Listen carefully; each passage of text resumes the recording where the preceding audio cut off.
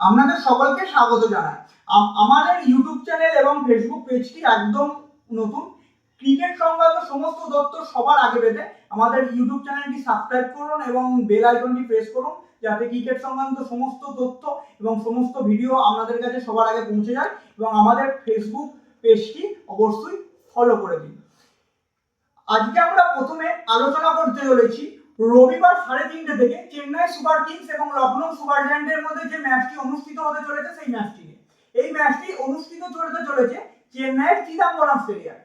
চেন্নাইয়ের চিদাম্বরম স্টেডিয়ামে বরাবরই স্পিন সার্ভ পিচ থাকে এবং যেহেতু এর পরেও ম্যাচটি দুপুরে অনুষ্ঠিত হতে চলেছে 3:30 থেকে, তাই অবশ্যই এই ম্যাচের স্পিন একটি কি ফ্যাক্টর হতে পারে। এবং প্রথমে আমরা আলোচনা করি লখনৌ সুপার জায়ান্ট টিমটি। এই লখনৌ সুপার জায়ান্ট টিম এই সিজনে মোটেই ভালো পারফরমেন্স করতে পারেনি। এই সিজনে তারা 10টি ম্যাচ খেলেছে টোটাল। এই 10টি ম্যাচ খেলে মাত্র 3টি ম্যাচে তারা জয়লাভ করেছে এবং 7টি ম্যাচ অর্থাৎ বেশিরভাগ ম্যাচ তারা পরাজিত হয়েছে। এই যে 3টি ম্যাচে তারা জয়লাভ করেছে, এই তিনটি ম্যাচে Mitchell Marsh, Nicholas Pooran, Rishabh punt এবং মোহাম্মদ শামি থেকে প্রিন্স যাদব থেকে এরা যথেষ্ট ভালো পারফরমেন্স করেছেন। তাই এই ম্যাচটি জিততে গেলে তাদের সকলকে ভালো পারফরমেন্স করতে হবে। প্রথমেই আসি আমি লখনৌ সুপার জায়ান্টের বোলিং ডিপার্টমেন্ট নিয়ে। এই বোলিং ডিপার্টমেন্টে এই ম্যাচে গুরুত্বপূর্ণ ভূমিকা পালন করতে হবে দিগ্বেশ রাঠিকে। যেহেতু এই ম্যাচটি স্পিন সার্ভ ম্যাচ হতে চলেছে এবং স্পিনের ভূমিকা যথেষ্ট গুরুত্বপূর্ণ হবে, তাই দিগ্বেশ রাঠিকে গুরুত্বপূর্ণ ভূমিকা পালন করতে হবে। দিগ্বেশ রাঠি গোটা সিজন জুড়ে খুব একটা ভালো পারফরমেন্স তিনি করেননি, তিনি অনেকটাই অফ কালার থেকেছেন গোটা সিজন জুড়ে। তাই তাকে এই ম্যাচে অবশ্যই গুরুত্বপূর্ণ পারফরমেন্স করতে হবে যদি লখনৌকে জিততে হয়। এছাড়া লখনৌয়ের সবথেকে যেটা মেন শক্তিশালী দিক সেটা হলো তাদের পেস ব্যাটারি। মহসিন খান, মোহাম্মদ শামি এবং তাদের সাথে রয়েছেন প্রিন্স যাদব। এই তিনজনকে গুরুত্বপূর্ণ ভূমিকা পালন করতে হবে। প্রিন্স যাদব যেমন পাওয়ার প্লেতে ভালো বল করতে পারেন, ঠিক তেমনই ডেথ ওভারে অসাধারণ তিনি বল করেন। তাই প্রিন্স যাদবকে একটু বেশি ভূমিকা পালন করতে হবে। এবং লখনৌকে যদি ম্যাচটি জিততে হয় তাহলে সঞ্জু স্যামসনকে খুব তাড়াতাড়ি আউট করতে হবে, কারণ চেন্নাই যে কটি ম্যাচ জয়লাভ করেছে সেই সবকটি ম্যাচই সঞ্জু স্যামসন একটি বড় স্কোর করেছেন। তাই চেন্নাইকে হারাতে গেলে সঞ্জু স্যামসনকে খুব তাড়াতাড়ি আউট করতেই হবে। এবং আমরা আসি এবার লখনৌয়ের ব্যাটিং ডিপার্টমেন্টে।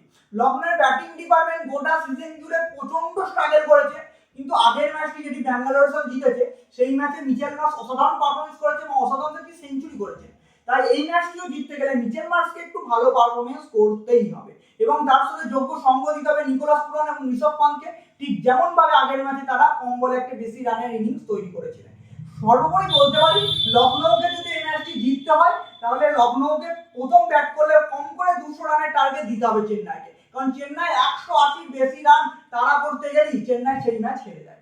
এবং যদি চেন্নাই প্রথম ব্যাট করে তাহলে চেন্নাইকে কম করে 160 থেকে 70 এর মধ্যে আটকাতে হবে লখনৌকে যদি ম্যাচটি জয়লাভ করতে হয়। এবার আমি আসি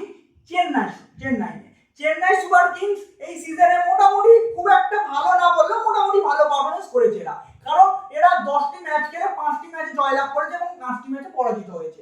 তাই চেন্নাইয়ের এখনো প্লে অফে যাওয়ার চান্স অনেকাংশেই আছে এবং 5টি ম্যাচ এবং বাদবাকি যে 4টি ম্যাচ রয়েছে ওই 4টি ম্যাচের জন্য মধ্যে যদি 3টি ম্যাচ জিতে যায় তাহলে মোটামুটি ভালোভাবে চেন্নাই প্লে অফে কোয়ালিফাই করে যাবে। তাই চেন্নাইকে এই ম্যাচটা জিততে হবে প্লে অফের এক ধাপ এগিয়ে যাওয়ার জন্য। চেন্নাইয়ের প্রথমে যদি আসি বোলিং অ্যাটাক নিয়ে, চেন্নাইয়ের বোলিং অ্যাটাকে সবচেয়ে বড় দুটো স্তম্ভ হচ্ছে আকিল হোসেন আর একদিকে নূর আহমেদ। যেহেতু এটি স্পিন সার্ভ পিচ, তাই এই পিচে আকিল হোসেন এবং নূর আহমেদ যথেষ্ট গুরুত্বপূর্ণ ভূমিকা পালন করতে পারে এবং প্রতিপক্ষকে বিধ্বস্ত করতে পারে।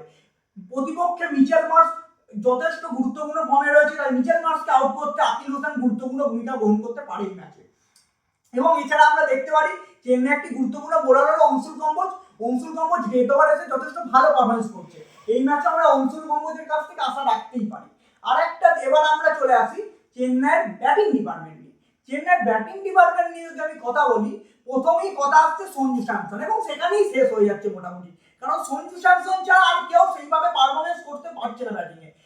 আমরা বলতে পারি অবশ্যই যে কার্তিক শর্মা লাস্ট দুটো ম্যাচে যথেষ্ট ভালো পারফরমেন্স করেছে, সেই দৌলতে চেন্নাই জিতেছে ম্যাচটি। কিন্তু যে ম্যাচে সঞ্জু স্যামসন ফেল হয়েছে সেই ম্যাচে কিন্তু চেন্নাইও ফেল হয়েছে।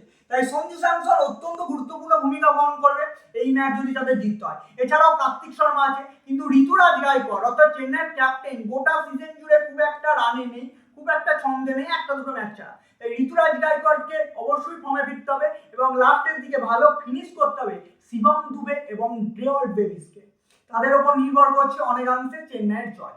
তো এই ম্যাচটি চেন্নাই এবং লখনৌয়ের মধ্যে খুবই একটা গুরুত্বপূর্ণ ম্যাচ হতে চলেছে, কারণ লখনৌয়ের জন্য হচ্ছে বেঁচে থাকার লড়াই, অর্থাৎ প্লে অফে তাদের কিঞ্চিত যেটুকু আশা আছে সেই আশাটুকু বাঁচিয়ে রাখার লড়াই।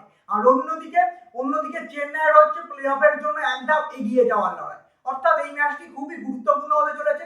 আবার আমরা আসবো এই ম্যাচের শেষে ম্যাচটি কেমন হলো সেই ভিডিও নিয়ে। আজকে এই ভিডিওতে এই পর্যন্ত।